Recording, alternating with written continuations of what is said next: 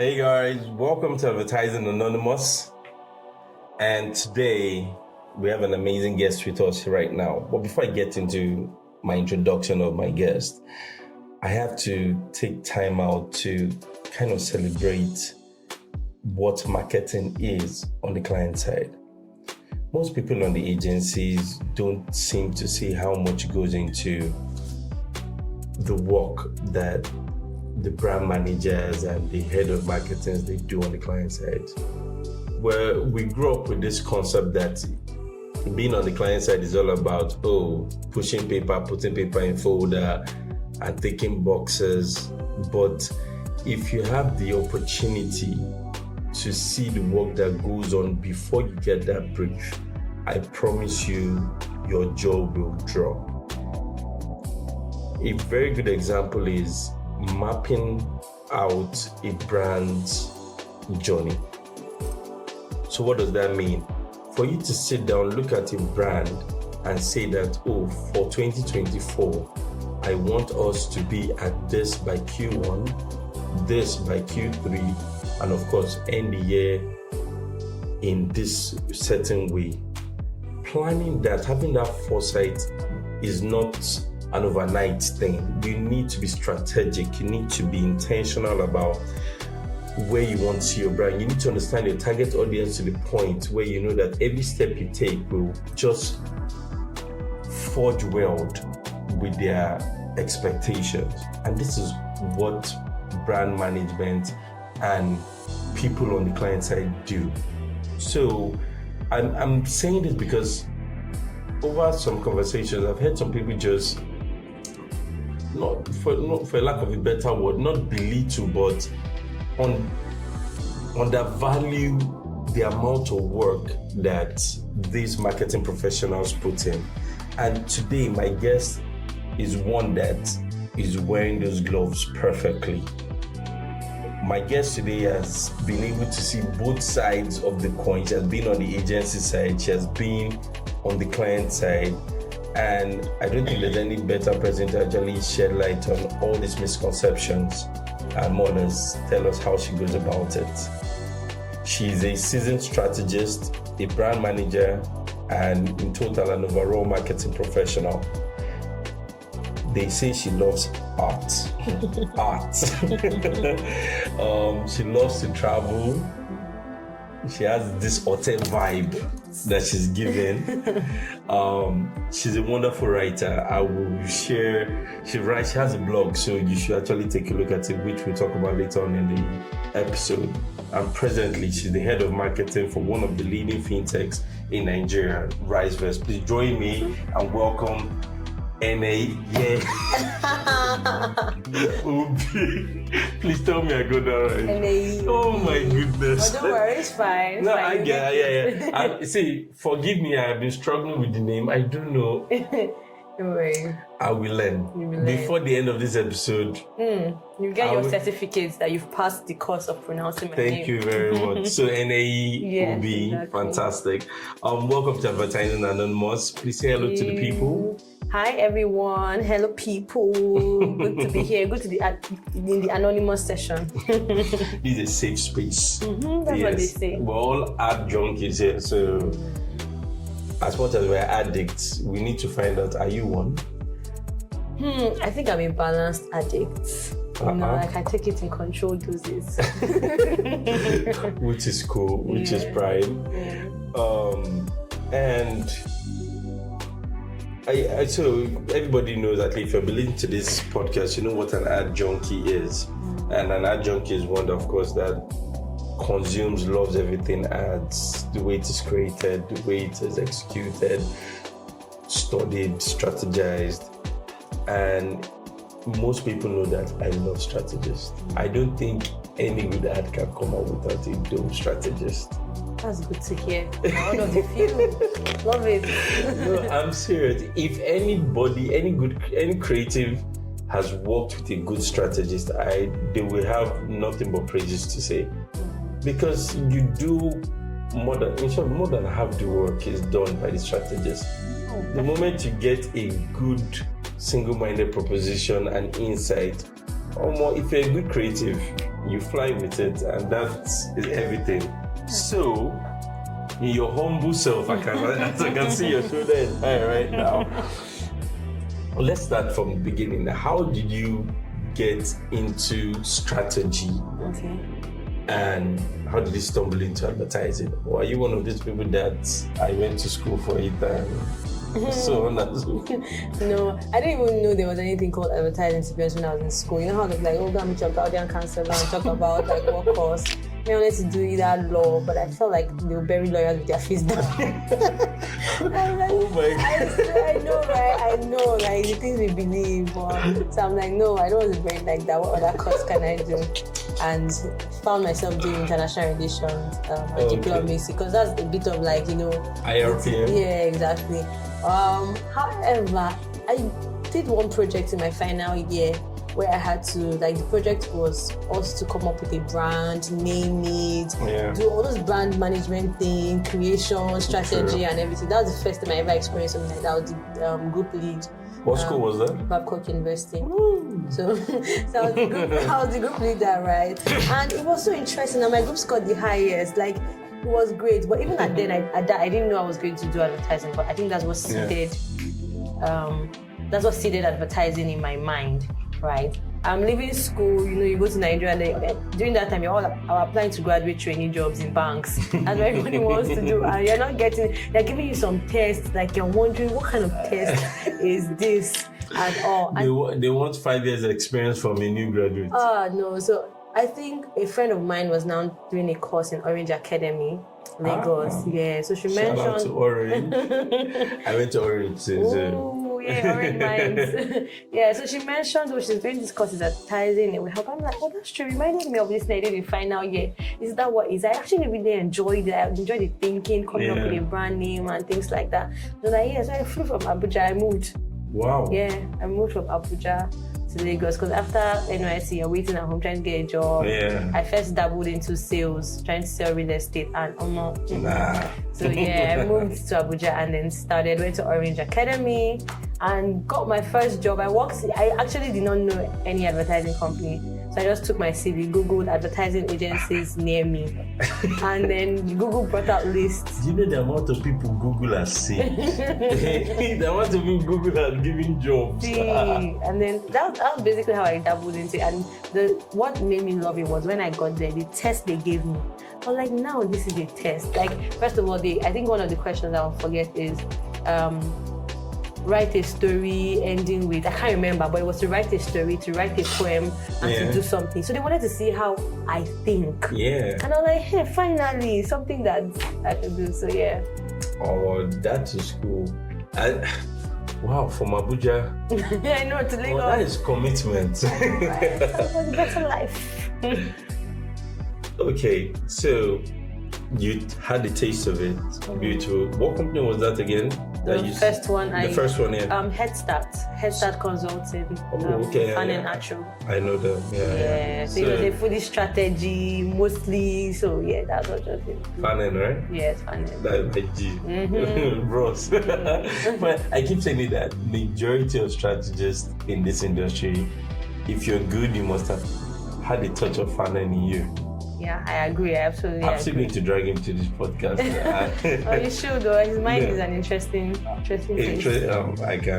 I totally agree. So from Head Start, where did you go to? From Head Start, I went to Field Communications. Oh. Yeah, then did like a longer stint in Field. I think that's what since I was a strategist. And at Head Start, I dabbled into copywriting, art direction, graphics. Like you just do everything. Wow. But the core was strategy, right? So moving into Field, I just took my role as a strategist and then just focused on that and then started growing in.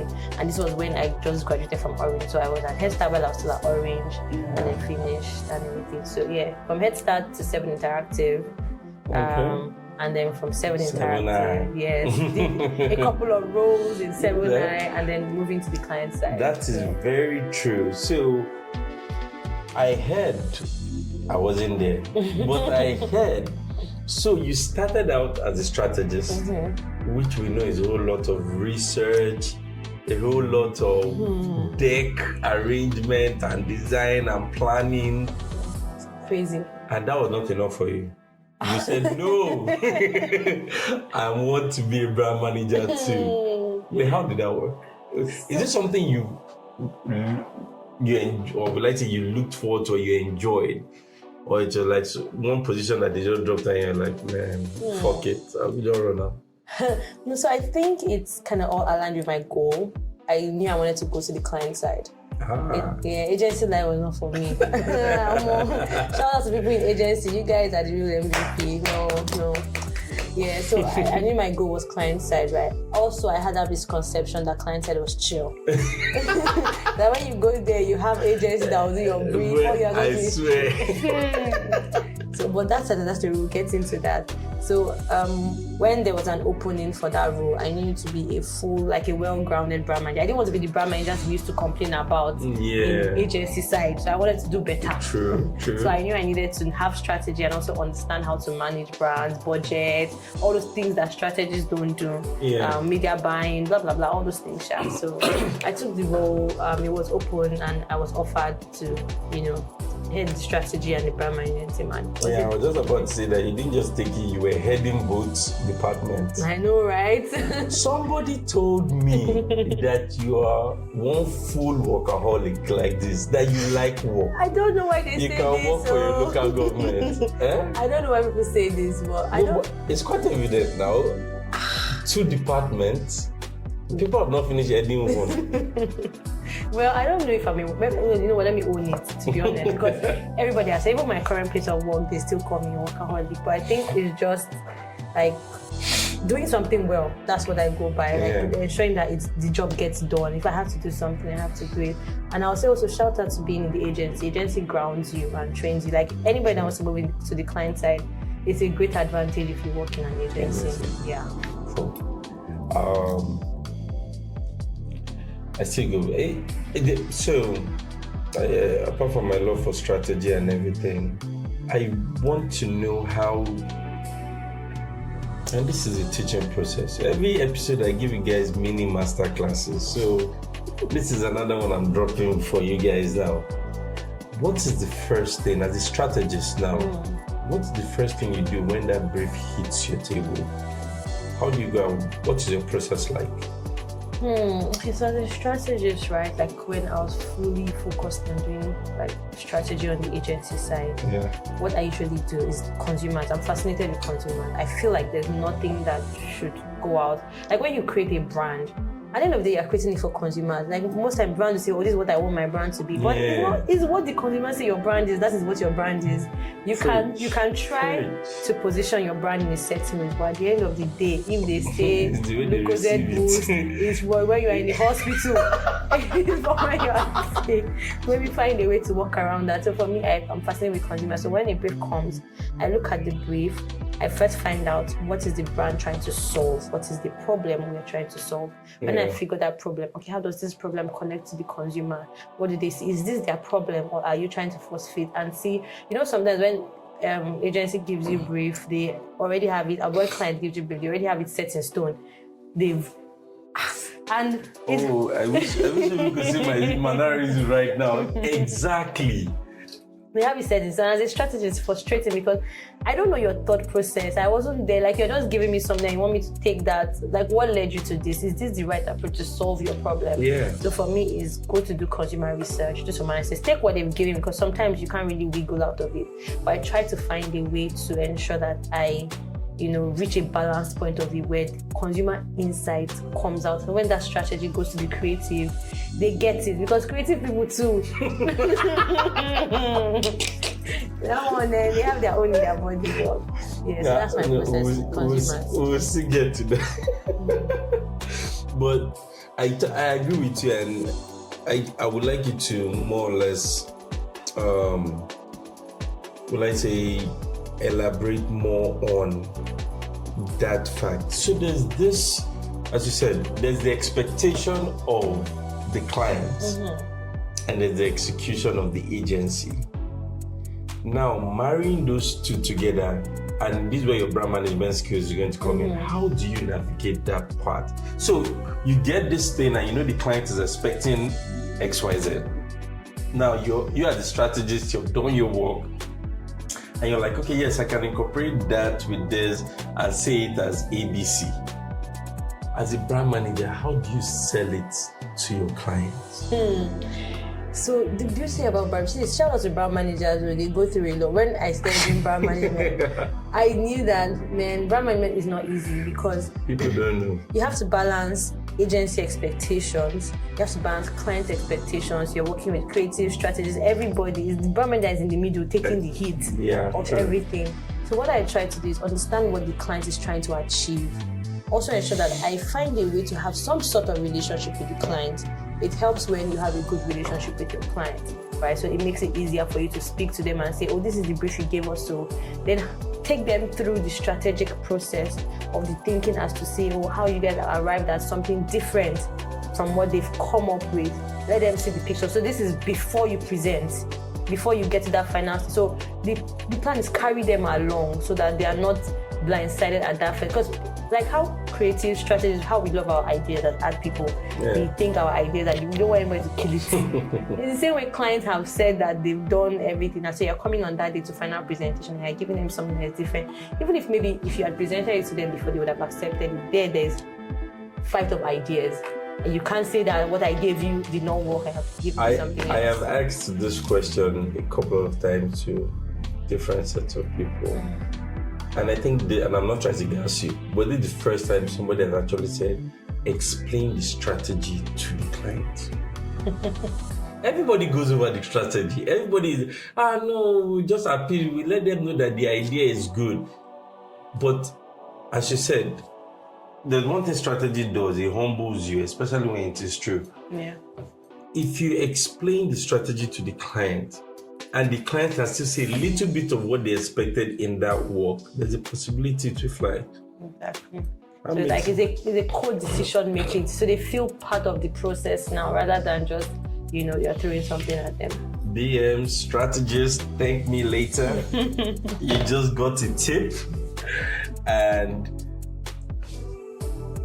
with that, now you explain the strategy to the client. Do you think both, and let me start with client. Do you think the client needs to have a certain level of taste, creative taste, to be able to appreciate new work? Or, I don't think there's even any or here. Do you think it's a prerequisite for it? To be honest, I think it's a prerequisite. Like a lot of people on the client side have no idea about what marketing is or advertising. A lot of times people think they can do marketing or they can do it because it's words. Like for instance, and this will bring me to the advertising sector. Even in the advertising space, agencies, there's still classes, ad directors, there's brand managers, there's strategies. So even with strategies or brand managers, sometimes people feel you can do those jobs because just writing. I can't do ad director work because he's using some tool I don't know how to use. But as long as it's on Microsoft Word, we are good to go. Exactly. I can type a radio. You see clients sending you a radio script or sending story of my life. So I think that's the problem. So if clients don't understand the importance and intricacy of what goes on, if they don't have that creative flair, or even they're not creative, just understand that is why this is not my job. There's somebody who are paying to do this. So because this person is paid, they have some knowledge that I don't have. Yeah. That makes a lot of sense. You're in the Fintech. How is it so far? Let me even start with that. How is life? Fintech, client side, sexy. How is that? Interesting, to be honest. Yeah. For Fintech and client side, so I'll answer how is life in the client side, and I'll answer how is life in Fintech. How is life in the client side is drastically different from agency side, in the sense that on client side, KPIs are on you. In the agency side, we just do the job, go and present, client like the idea, boom, we've gotten paid, they move on. Whether it sells the brand or it doesn't sell the brand, it's not like we don't care, but at the end of the day, we should have been paid. Do you understand? We moved on. We been paid and we moved on.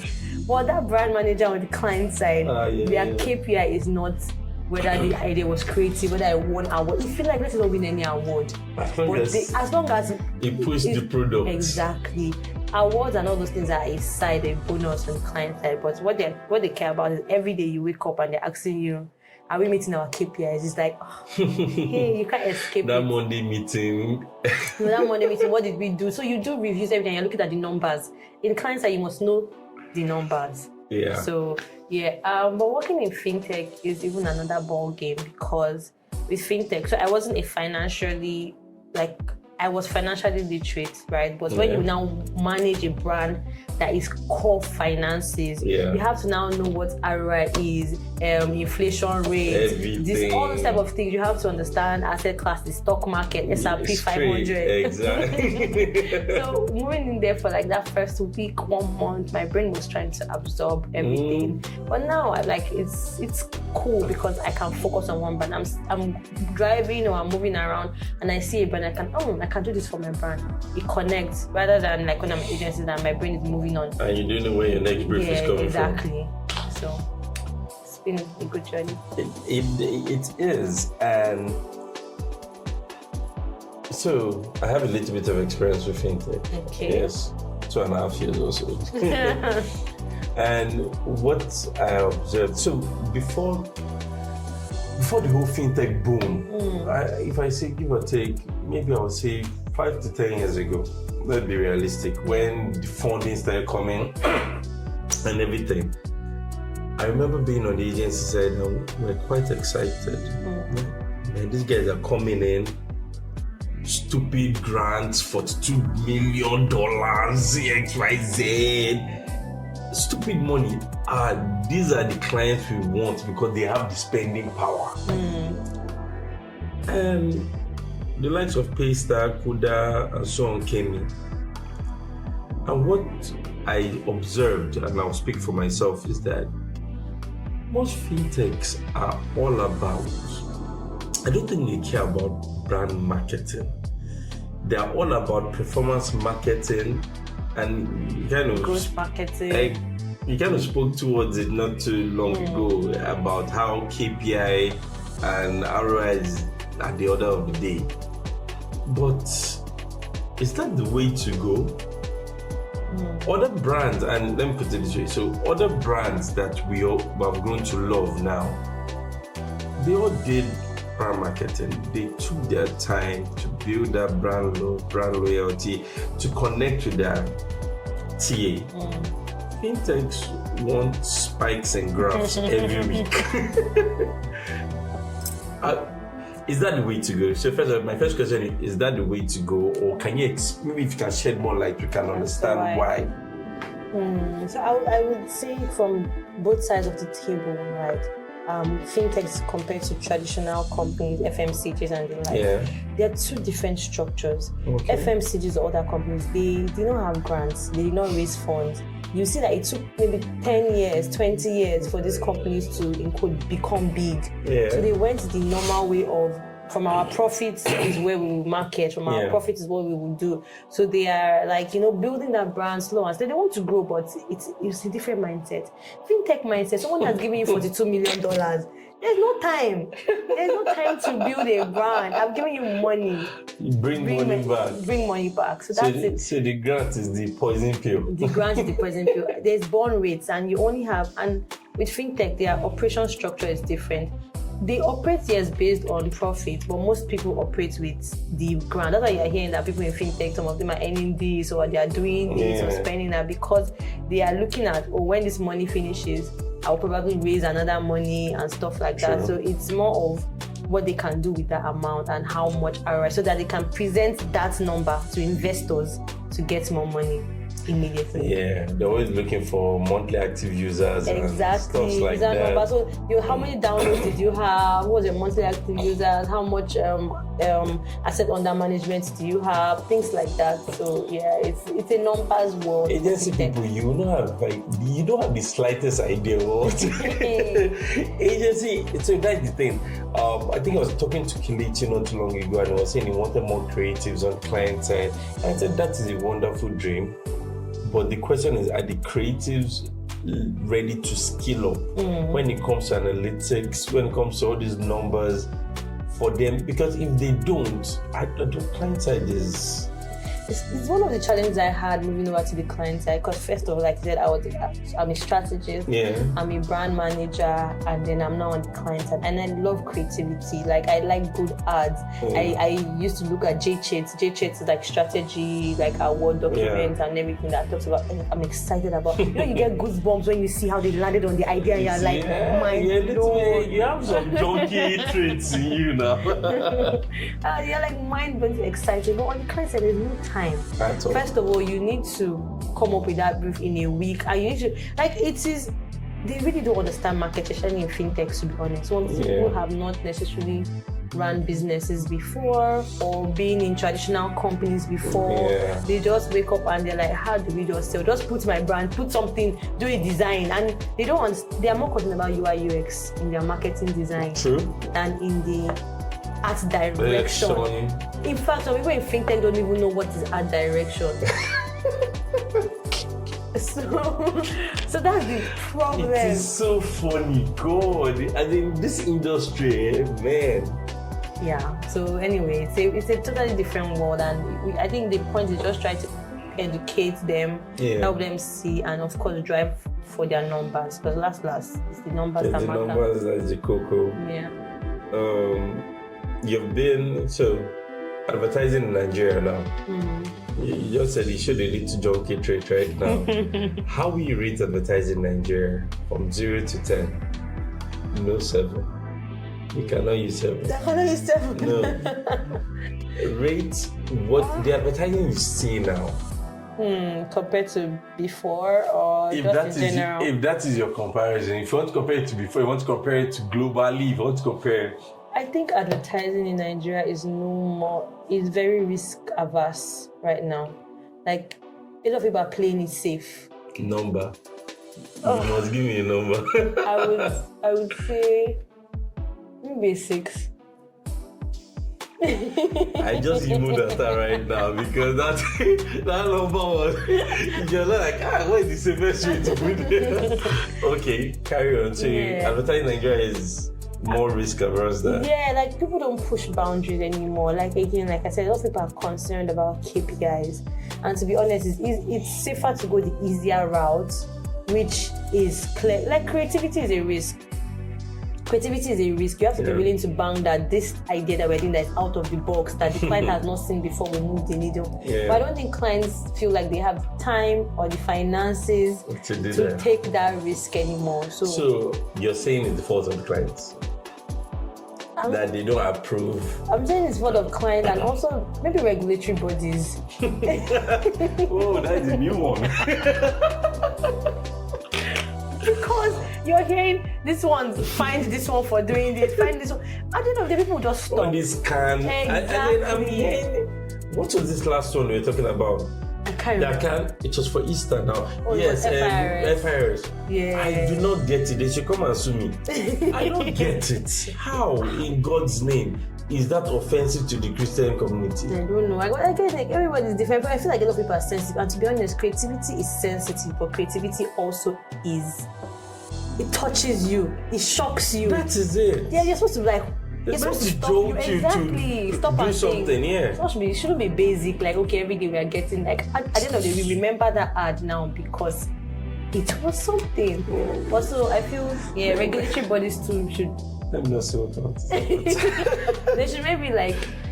They should They should enlighten themselves. The people that they put as yardsticks to their own regulations and everything, they should research and not stick to 1982 constitution or what they believe is right, because there's so many ways things are changing. AI is coming in. I said this AI.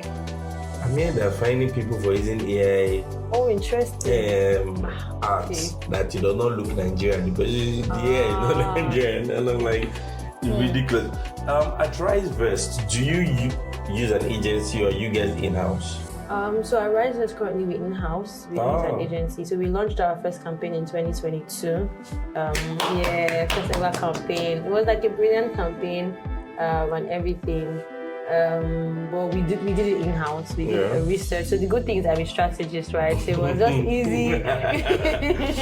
It was easy to do strategy. Yeah. And I had brand context. I knew the problem we're trying to solve. Exactly. And I have like someone on my team who is a copywriter, like that came from an agency, a veteran like copywriter. Yeah. So it was easy to like for two of us mostly to brainstorm. And I also have an art director has worked on agency, so I just kind of have like your own mini agency. Yeah, mini agency. Really good. I find in those ways you can, even though of course you still have to collect, like say, I don't know how it works at RiseVest, so I'm not going to conclude, but in my head I'm thinking maybe I might have to pass through some level of approval and everything. Yeah, definitely. But you're in a very strong position to sell it. As I said, you know the brand, you know the objective, you know your TA, and you know what the campaign is meant to look like. And that makes a lot of sense. Yeah, but there's still approvals though. I know, especially when it comes to budget. Exactly. Because you may have this belief that you want to run it for 6 months and someone is telling you can only go for 2 months. And I think again, it brings me back to the point you mentioned earlier where fintech companies, clients side mostly are concerned about like performance marketing and growth marketing. Yeah. So when you talk about budget, if the campaign is not fully digital, where you know how with traditional media you can measure, but you can't really say 5 million impressions. Stuff like that, it makes it hard to push for. But so when they hear that you want to spend 250 million on just TV, media, and they're like, what? How are we going to measure? How many people came from watching this TV? That is it. That's it. Thank you for bringing that up. That is a very big problem that I think, especially the fintech world faces. Yeah. Everybody, because they need to account for every single kobo, which I'm not saying you shouldn't.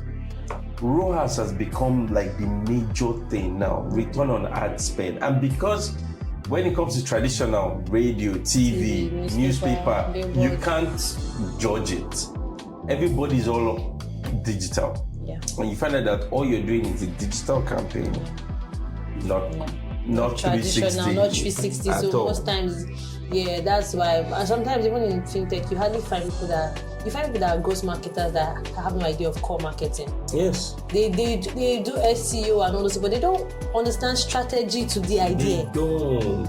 It's the normal you go and do SEO at SME Crunch or what they call Rush, and you learn some, get one certificate, and you think you can put some numbers. Yeah, that's it's the reality in which we live in right now, and anyway, fintech is here to stay. It is here to stay. It's here to stay. But just like the way fintech came, I'm sure another industry will come, and I don't know. I just yearn and long for all those our 360 campaigns that from TV to radio and print, you could see everything, and it was so captivating and really good. You've had an amazing career. I'm sure you've risen so fast. Seriously, anybody say go to LinkedIn, check out her LinkedIn, Eneyi Obi. Alexandra, yes. And just take a look at, she's a very good example of how you should navigate your career and get to a high position. But I like to say that your journey is smooth. Mm-hmm. So can you tell us what your worst career mistake was? Have you had any? Worst career so far? I don't think I've had a worst career mistake for me, right? Because I'm a strategist, right? So I'm a thinker. Sorry, we have not been processing since. I'm a very extremely logical person. Before I do anything, I always think about it. Like I said, I moved from Abuja to Lagos. I already had a plan. It was Orange, Google jobs, worked different companies I didn't even know about. Asked, do you have opening? So I kind of already map out this thing. So I wouldn't say I've had a worst career. I've been lucky enough that everywhere I found myself has helped me to be where I am. Like I have learned, it has just basically helped me. to be here. So far, no worst career mistake that I've had. If she can do it, you can do it. Okay. Now, I'm not going to talk. I'm going to focus on where you are right now. Because you launched the campaign 2022. Yeah. You guys are doing big things. I remember I heard of RiseVest from my colleague.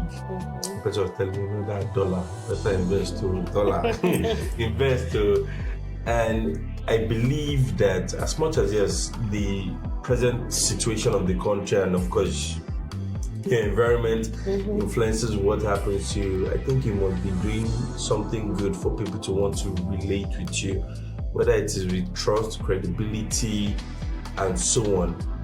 So when it comes to putting your best foot forward with RiseVest and creating work, or even as I said, just planning where the brand is going to be, what inspires you?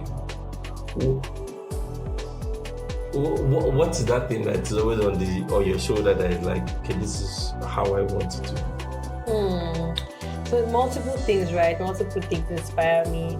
I like to do good work. I want to be known for doing good work. Okay. And I also feel like I have like a responsibility I have to agency people. Like, whatever the work comes out, like, who did this work? Like the name should say, okay, the person is right.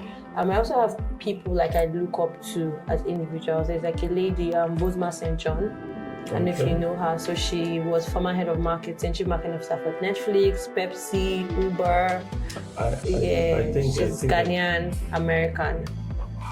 Was she on one podcast, Dario of CMO? Yes. Oh, CMO, yeah. Very unapologetically. Exactly. Yes. She has been inducted into the Marketing Hall of Fame. Yes, I know her. And then she's still like knows how to have fun. She doesn't take herself too seriously. True. But you're looking like she has done all this, right? So it just shows that there's a template somewhere that you can see and that this is possible. So yeah, also the fact that where I am, like, we want to help people build wealth. Yeah. So the core essence of the brand, you know how to say it is hard to sell a bad product. The good things, I have a good product. So True. yeah, it makes it easier. I'm doing something good. In agency, for example, when we're working on a brief for the deadlines or the sleepover, you're like, we're not saving lives now, are we doctors? Why is this one to an extent? I am saving lives. Yeah. People are investing, making good financial decisions. Sure. You can do it, makes it, yeah. In your experience as, of course, being head of marketing and also being a brand manager, so these two questions go both ways. Okay. How do you manage relationships? So you even mentioned it earlier that cultivating relationships with your client is important. The same way, I believe cultivating relationships with your agencies is important. So how do you do that? Let me put it this way. Let's start from a brand manager point of view on the agency side. Okay. How do you nurture and get that relationship with your clients whereby you can actually convince them to take decisions that they may not have been open to? So me, what I used to do, I try to put myself in the shoes of the person, right, and see what they expect to achieve. I make them feel heard, like, oh, I hear you, I get you. I'm not saying that clients are not, but we love clients. Oh yeah, we love clients. If not for clients, where would we be? Exactly. Right. But I try to just understand their point of view, see how to manage them. And to be honest, as a brand manager, you just kind of have to learn how to take some things, to be honest. It's not going to be easy, but try to know them on a personal level, build that relationship, see how you can help them with work, and things like that. Just hear them out, acknowledge what they say before you put your own foot forward. Don't always feel like they're fighting you. Yeah, because always be on the defensive. Exactly. If you're always on the defensive, to be honest, you'll always be just receiving everything they say as possible. But if you are able to kind of just first say, okay, I hear you. It's building communication skills, to be honest, diplomatic skills. Will you say, is that the same way you approach it from the client side too? With the client side, for me, one thing I like to do with the agencies we work with. So we have in-house agencies, but we have like media buying agencies and things like that. So one I like is build trust with them and openness. So if you're my media buying agency, I have like a lot of media buying people coming to me all the time, like, oh, come and work with us, come and do this, come and. But I already have like people I use. So I let these guys know that, oh, I have somebody. I'm not going to cheat on them. You're loyal. Yeah, well, however, these other people, I will tell you, this is what this person is offering me. What can you do for me? So I communicate to my agencies. I don't string them along. If I'm not going to work with them, I'm telling you I'm not working with you and things like that. But if I'm going to work with you, I also need to know that you're giving me the best possible returns and you're capable of doing the job. So yeah, openness, trust, and yeah. Just treat it like a marriage. Exactly. That's what I get from it. Exactly. So, in your experience, I need you to call out people. Any difficult clients? So, like, what is like the most difficult client you have managed? That when you were managing them, you're like, I feel traumatized over again. The most difficult client, I think that's the person that mostly pushed me to leave agency. And I'm like, see, right now, if any agency calls me and says, come to agency, we will double your salary. I'm not going. I know that when I say it, it sounds like, oh, you're not. Peace of mind. Wow. Cannot be bought. It cannot be bought. God, see, this client, midnight. Why are you calling me as a client in the midnight? Don't you have a life? Oh my God. Why are you calling me on Christmas Day? I'm in church and I'm answering my phone. Are you serious? I'm not joking. Like, I'm literally like, oh, they're singing Christmas carol and I'm trying to respond to clients. It's that bad because the client message you at 3 a.m., 2 a.m. Clients, man, boundaries. Clients understand boundaries. And boundaries. when you're the brand manager, right, you kind of have to ensure that you don't lose that client. So there's also pressure on you from your MD or because CEO. nobody will want to hear that you did not pick up that call. Do you understand? There's MD, CEO there that's putting pressure on you to, why is this client complaining? Why didn't you do this? So clients also take advantage of that. I also want to say that agencies should stand up for their people a lot. Loud it. Agencies should stand up for their people. Like, if you create value, I'm speaking from client side now, right? When I'm there, we state what we want and people go that way. As an agency, if you're doing good work, I know that it's not easy. There will be somebody that will do it better, will do it cheaper, but people learn how to say no to some things. Like what? Anyway, so I've had like terrible clients. That was bad. And you want to call them? I will leave that to you. If you're comfortable enough, they should learn. They should know. It's called feedback. It's feedback. I don't know. It's up to you. That's when I knew something that when they see somebody's gaslighting you, it was crazy. So now we're going to do some spitfire questions. Okay. And they're just very basic questions. I'd like to get to take on what you think, and I will start by, even though this one sounds very evidence already, but so client side versus agency side. Client side. You couldn't even wait for me to finish. Brand marketing versus performance marketing. Brand marketing. Salute. Will you go for a safe ad execution or a wild ad execution? I would rather do a wild ad execution. I'm risky like that. I'll say as long as it connects to strategy. Yeah, of course. When wild doesn't mean wild like not off the but wild that it's still on brand and you're pushing, because safe, everybody's doing safe. So what to make you stand out? So you jumping on trends or a brand jumping on trends, do you think it is needed or it's just overrated? Me personally, I don't like to jump on trends. I don't think brands needs to jump on every trend. Like, I see a lot of times brands that force fitting their brand into a trend, and I'm like, why? We've seen it now. Okay, if I remember, that lady that said she would cook for her husband in the morning, and then everybody was saying, in Phoenix, jump. I don't understand. She said she didn't like your phone. Everybody was just jumping and because how does it connect to the sales of your, so now that you bought her iPhone, maybe it works for them, but I'm not sure. I don't think so. I don't think it will. I think Kuda at the point said that, I think we were giving her money or something, they will double. I'm like, why? Maybe they have too much money. I feel like there are other ways you can connect with your audience rather than just jumping on I don't somebody's understand. Could I bank of the free? I don't understand how that message aligned, but Exactly. what do I know? So no, I'm not for trends, except it is something that I see my brand fitting. I won't force fit my brand into a trend just so that I'm part of it. Okay, have you seen anyone of late? I think the only one I remember was Afcon Wabali saved. That's the last one I can remember. I don't know if there's anyone that has happened recently. Influencer marketing, yay or nay? It can work.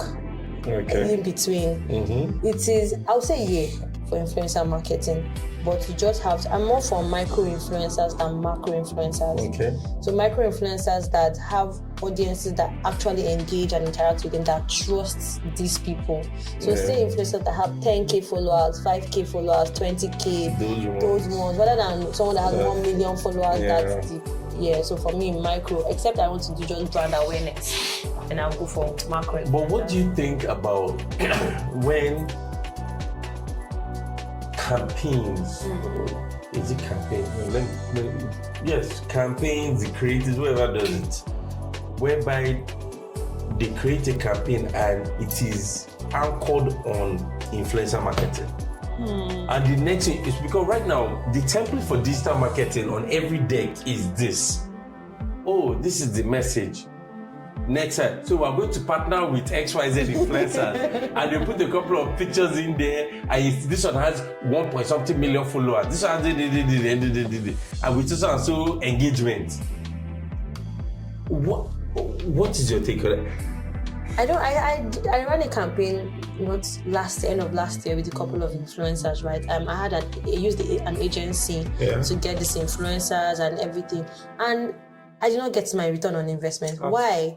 I mentioned to the agency that was managing it to say, oh, you guys are asking me to pay you extra money because dollar or whatever was going up. But it was not what we agreed. Also, your influencers are not meeting the KPI I set from them. And you know the feedback that this agency gave me? And you know that one is not really, people don't really... So technically, I don't think they just feel like once they collect their money, they've collected their money, whether they meet the 500,000 downloads you gave them or not.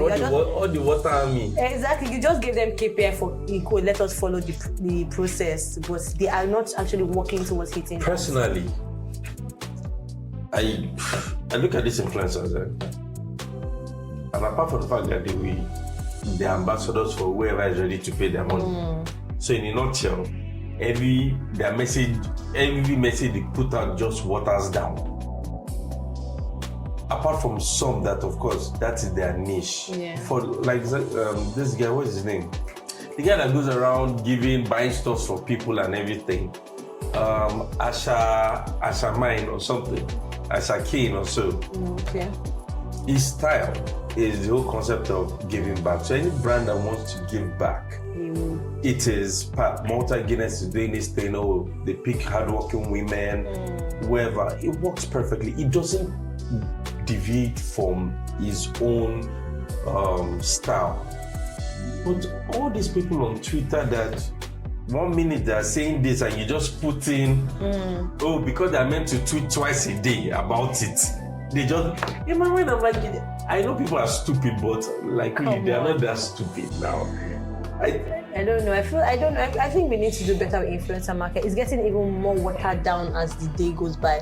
Influencer market needs to be a bit more on brand.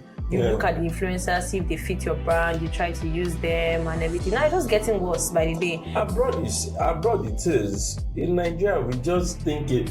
You see this thing called reach, that everybody's aspiring to that. Oh, the bigger your reach, that means I need to convert more. It's a lie. And that's why you just see random people. I watch sometimes and I say, how does this person connect with your brand? No sense. No, he have never mentioned anything about finance before, but you're like, oh, you have this number, they will download my app.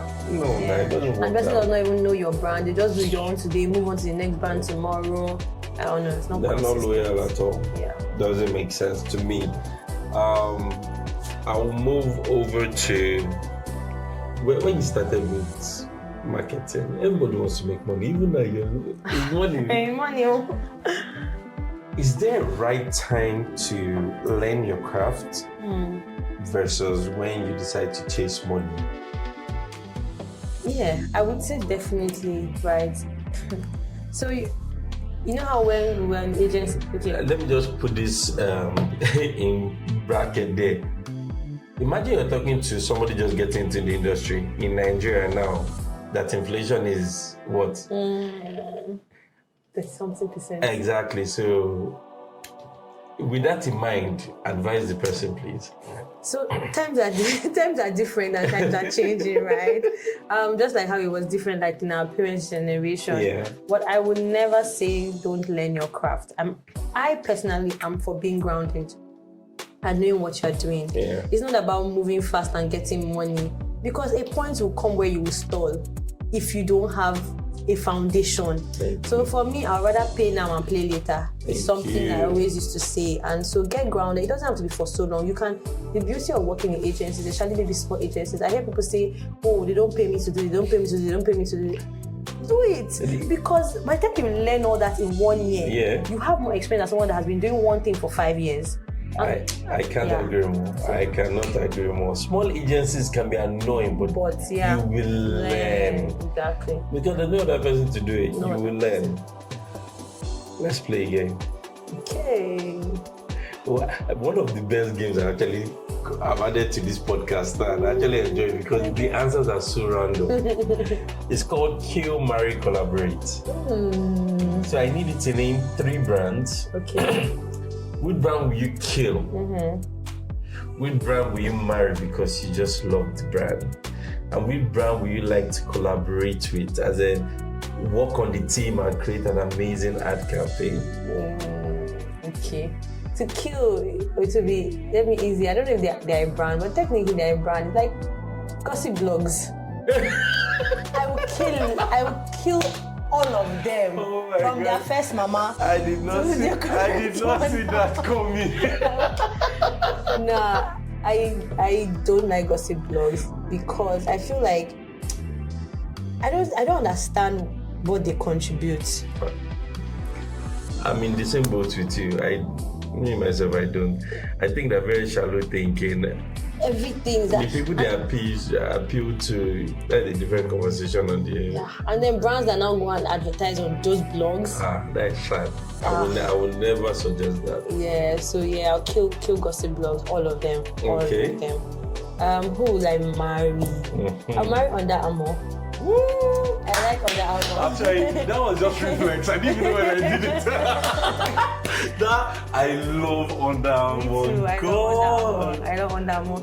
I like them because I align with their brand values and they're consistent. It's not easy for a brand to stay consistent with what they believe in because it's easy to move with the trend. It's easy to chase numbers in a way that is different from who you are because there's that pressure to do that. But I like that they've stayed consistent. They truly, their ambassador is Steph Curry. Yeah, they found him when he was Michael Phelps. Exactly.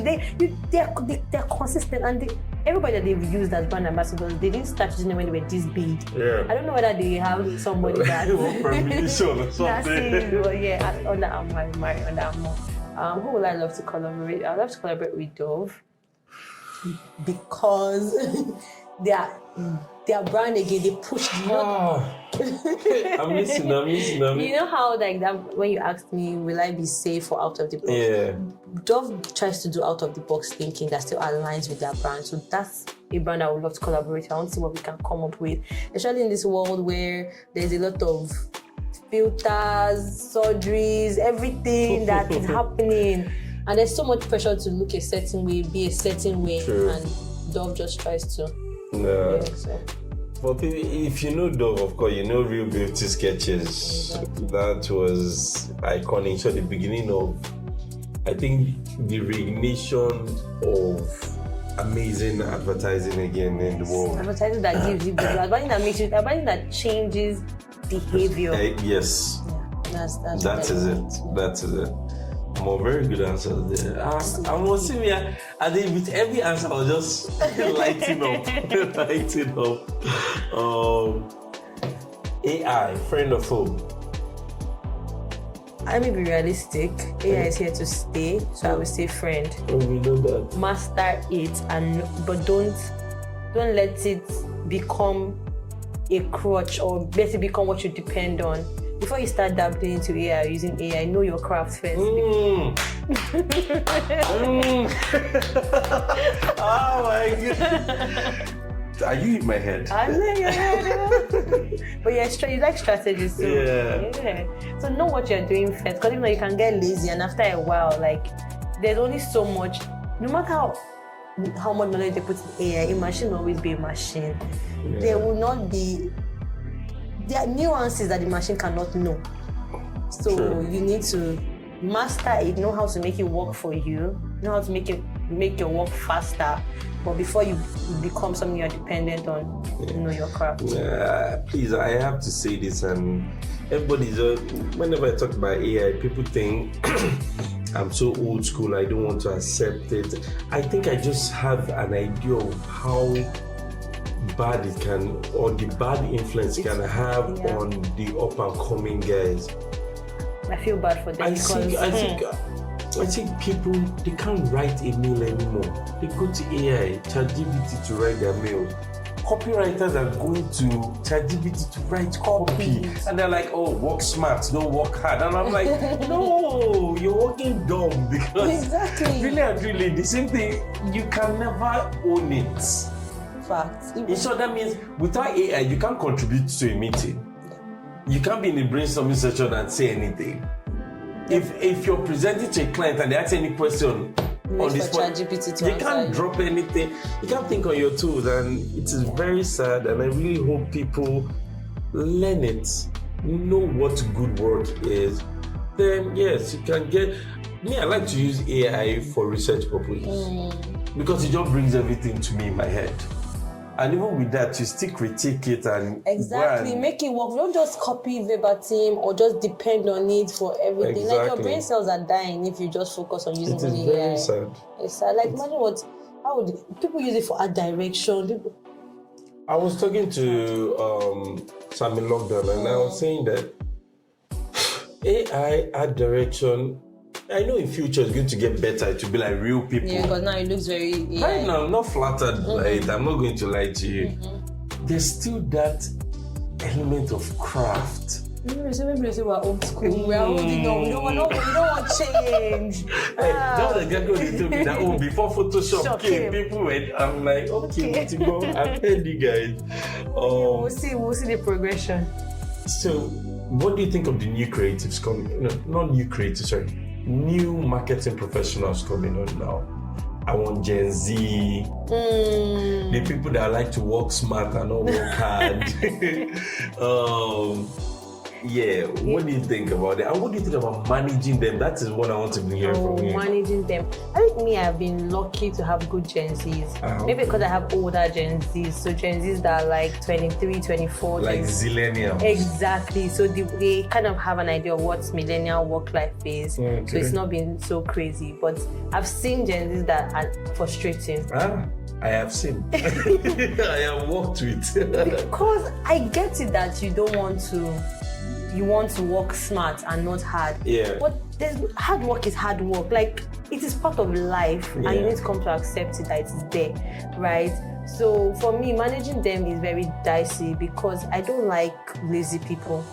I don't like people that trying to cut corners and everything. So I'm appreciative when I see smart Gen Zs because then they infuse that newness into what I'm doing, but they also understand responsibility and timelines and things like that. Exactly. So I mean, for me, I'm not about you have to work 5 hours. If you like, play for 4 hours in 1 hour, as long as you give me my results. That's it. So I heard you're very competitive. Where are you hearing all these things from? That's true, yes. So, what is your idea of a successful campaign to you? Let me see what is it KPI? I will call it that. Now that my idea of a successful campaign has changed from agency to client side. I totally agree. So now a successful campaign is a campaign that makes people use my brand. That is a successful campaign to me. That is it. That's it. It's simple. Any other thing? A successful campaign is a campaign that also makes people think, that is memorable, that inspires people, right? So aside from people use my brand, that's the number one priority. Yeah. But I also want it to connect. I want people to see it and feel. I want people to see my ads or my campaign, and it brings me to the last campaign we did. So of course, budget did not make us blow it or as much, like with traditional media marketing, there's much budget. You can actually shed some light on it. The campaign is called Defy Gravity. That was the theme, and it came from the insight that every day Nigerians are working hard, going the extra mile, but now you have to work times 2. So imagine when maybe you started out in your career and you used to be like, for me, I'm like, I can't wait to start earning 300k. God, I'll be balling and everything. And now 300k is like, is nothing. Do you understand? So it means that when you get to the milestone that you thought you were going to, it's not enough. You have to keep working and working and working. So the idea is to defy gravity. Nigerians are going the extra mile to live the life that they want, the life they deserve. Yeah. They have side hustle. After you close your 9 to 5, you go and do your side hustle again. Like even different stratas and all. So that was the insight that we played upon, that connection of the hustling spirit, the working hard, the fact that young people, because my target audience is 25 to 45, young people have to like do multiple jobs now compared to our parents where you're working 25 years, long service award. And imagine somebody doing 25 years now in one company. It's not easy, right? You have to jump to get the salary. So that was what the campaign was about. It was really good, and we just did a beautiful TVC. You should check it out. There's a song too. YouTube? Yeah, it's on YouTube. So if you Google Defy Gravity RiseVest ad, you'll see. There's also a song by Dwayne the Stoic. He composed a song for the ad and for our brand. So it's not like our brand theme song. It's a song I jam. I'm not even going to. It appeared on some of like my office staff people, Spotify rap, YouTube music rap. That's how good it was. Like a song that. Guys, go check it out. Defy Gravity RiseVest 2022 campaign. Thank you. Very dope. Very dope. You've been featured on a lot of newspaper articles. Hey. Did I see you on The Guardian or so? Oh my God, yes. I say all this to say that you should follow Eneyi on all social media platforms and LinkedIn. She will drop a handle like now. Can you drop it? So on LinkedIn it's Eneyi Obi. So once you Google Eneyi Obi, you just see me, you see Rise company, and then you follow me. On Instagram it's Eneyi_. I'm not really active on Twitter, to be honest. So it's mostly those 2 platforms. So follow Eneyi Obi, and the reason I say this because I know for some time you tend to, whether it is what you repost or it is what you write, it is amazing. You can learn. You never know what you pick up from it. Also, you can follow her blog, Mind Melodies. Correct. Yes. What medium is that? It's on Medium. Oh, it's on Medium. I didn't plan the porn, but it happened. But so follow Mind Melody on Medium. It's actually good write-up. Nice, and I like to end every episode, by asking for your junkie post, even though you're a half junkie. But what is that quote you live by that impacts your life, that helps you wake up every morning, so to speak? So for me, my junkie post is thankful for the here and now. That's what I always say, because it kind of just inspires me that there will always be challenges in life, there will always be trials and things like that. But just living in the moment, like we tend to live a lot in the past and the future and not really living now. Like the life I'm living now is life I imagined for myself, but it kind of sometimes feels unsatisfactory. And you're waiting for the next life to come. So I consciously remind myself every day to be thankful for the here and for the now. That's actually strong, and the life you're living now is one you prayed for before, and I'm sure if you got that life back then, you'd have been ecstatic. So there's no reason why you shouldn't be ecstatic about it right now. And I got it now. I told you I'll let you before the end of the episode. Eneyi Obi, thank you for coming through. Thank you. You are. I love hearing from the other side of the pond. as a creative, I'm stuck with the agency. I love the agency, but of course, client side is as important as ever. And people need to just understand that when you meet a brand manager, a head of marketing, and maybe the person's views are not similar to what you think, that is because they have a totally different life from yours. So don't go about thinking yours own view is better than theirs. Instead, try and investigate and find out how you can collaborate more and create amazing work. Thank you for coming through. Thank you so much for having me. I had a good time. I was worried at first that but yeah, it was a good time. Thank you so much. Thank you for coming through. And guys, that's all. Please follow Advertising Anonymous on Instagram at advertising.anonymous. You can find us on YouTube too at Advertising Anonymous, Facebook, in short, all social media platform. Listen to us and all our previous episodes on Spotify, Apple Podcast, YouTube, and practically every social media. Every podcast listening platform, streaming platform. Nice to see you, and I'll see you on the next episode again. Cheers.